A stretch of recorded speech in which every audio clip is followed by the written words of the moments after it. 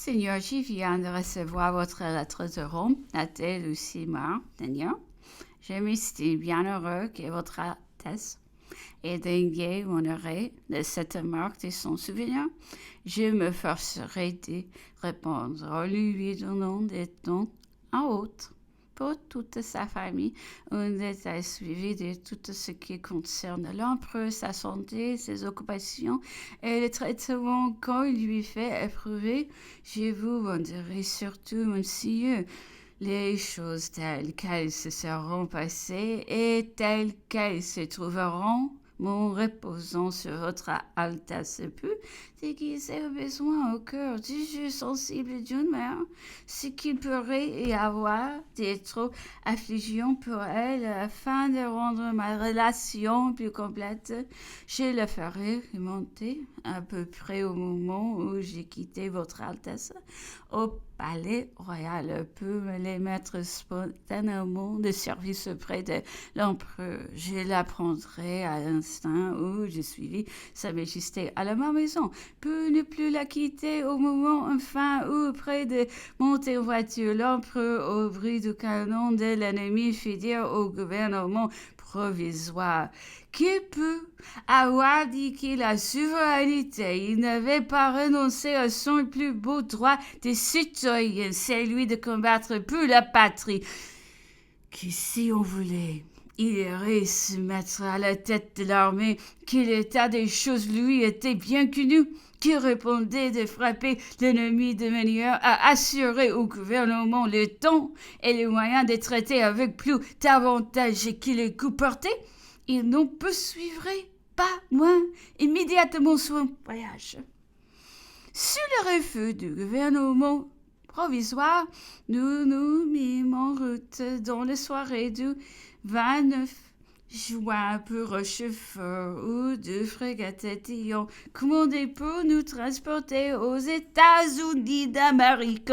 C'était l'asile que l'empereur s'était choisi. L'empereur, avec une partie de sa suite composée de plusieurs voitures, parcourut cet espace sans escorte. Et au milieu des acclamations de toute la population qui accourait sur les routes, il était difficile de n'être pas ému. L'empereur se montrait impassible. On pouvait aisément distinguer sur tous ses visages le vœu peu ce qu'il perdait, l'anxiété pour ce qui devait suivre. Ce spectacle avait quelque chose de touchant et d'étrange. Il offrait beaucoup au cœur et à la méditation.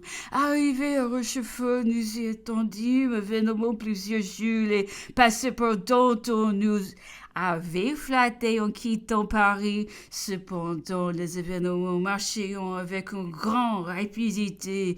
Toutes nos conditions un average sans délai. Les ennemis étaient entrés dans Paris. Notre ami principal se retirait en Ségade. La Loire pleine d'indignation et de fureur, celle de la Vendée, celle de Bordeaux, partageant le même sentiment. Toute la population était dans une fermentation extrême de toutes parts. On suscitait l'empereur de revenir se charger de la fortune publique.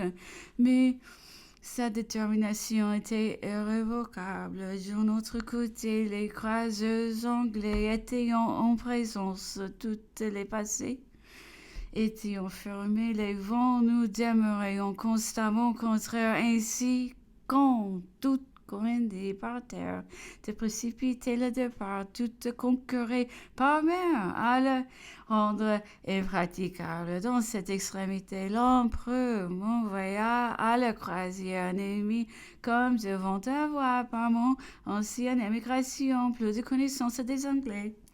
J'ai demandé si on y avait entendu parler de nos passeports pour l'Amérique. On ignorait cette circonstance. Je venus Notre véritable situation, les offres faites à l'empereur, ses refus et son intention inébranlable. J'ai posé la supposition de notre départ sur une outre. Le capitaine anglais avait ordonné de saisir. J'ai parlé de la sortie de frégate sous pavillon parlementaire. Il avait ordonné de les combattre. Je lui représenté toute l'étendue des mondes dont il pouvait être la cause s'il forçait l'empereur de redescendre à terre. Il m'assura ne pouvoir rien prendre sur lui à cet égard, mais qu'il allait s'adresser immédiatement à son amiral et me ferait une réponse sur du jeu. En attendant, de notre côté, nous avions épuisé pour notre sortie tout ce que l'imagination pouvait fournir.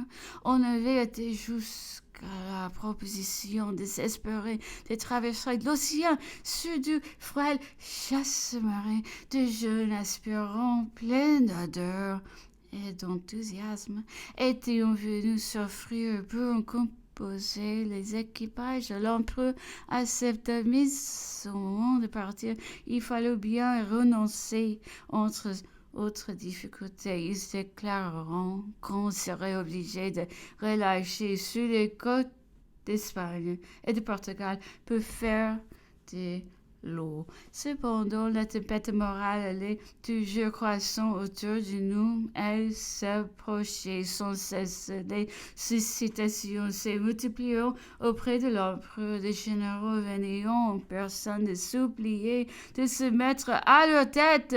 L'empereur demeurait inébranlable. Non, répondait-il toujours, le mal est désormais sans remède. Je ne puis plus rien aujourd'hui. Pour la patrie, une guerre civile serait désormais sans objet, sans résultat pour elle. Elle ne pourrait être utile que moi, à qui elle obtiendrait quelques termes sans doute, mais je l'achèterai par la perte infaillible de ce que la France a de plus généreux. Je le dédaigne.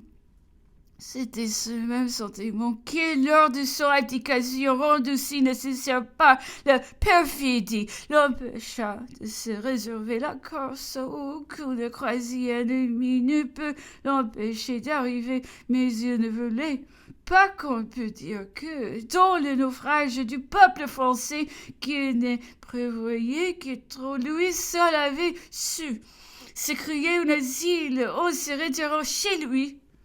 Ne voyons pas venir de réponse, j'ai retourné à bord du oiseau anglais. Le capitaine n'avait pas encore eu de nouvelles de son amiral, mais il me dit cette fois qu'il avait autorité de son gouvernement de conduire Napoléon et sa suite en Angleterre, si cela lui était agréable. Je lui répondis que j'allais transmettre cette offre et que je ne doutais pas que l'empereur nous profita avec magnanimité et sans défiance pour aller demander en Angleterre même les moyens de se rendre en Amérique. Le capitaine m'observa qu'il ne garantissait pas qu'on nous les accordât, mais il m'assura et plusieurs officiers le seconderont que nous ne devions avoir nous tous dit recevoir le traitement digne de l'élévation, de la grandeur, de la générosité de la nation.